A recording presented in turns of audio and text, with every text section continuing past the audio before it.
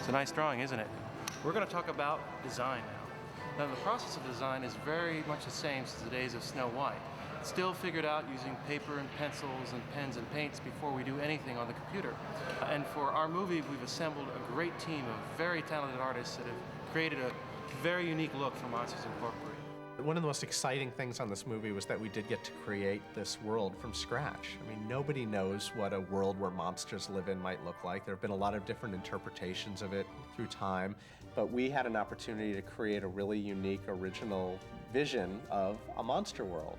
And it was a lot of fun because in computer graphics, we have to create every last little detail, every prop, every building, down to the tiniest detail. So somebody has to think about all those details, and it was great fun to think them all up and to create a world that not only looked cool, but made sense. That was one of the criteria, was to have some relatable connection to our world. And also, if it's going to be designed this way for the monsters, there has to be a real reason for it. We have to really kind of think it out as opposed to, this looks neat.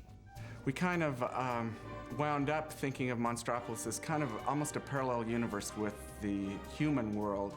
That at first glance, it looks like a regular city. It's not so bizarre that you can't figure out what it is, but we really wanted to relate that they live in a happy place, a bustling, exciting place. They're all going to work, and that the whole world is designed for monsters. So they've done this hilarious thing of showing, doors that have multiple doors or multiple handles on everything.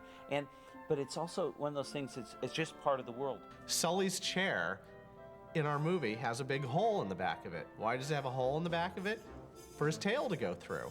And they have a lot of different physical requirements. The buildings were super reinforced with cast iron and steel and brick. The other was in the Monsters, Inc., the factory. We really wanted it to look like it was a working factory. We tried to communicate in the factory design itself that there were areas for the executives and for the union workers and for the people that clean up.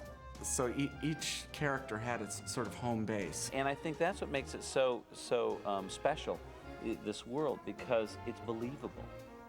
Everything that we do as far as the story, the characters, and the world, it's believable to the audience.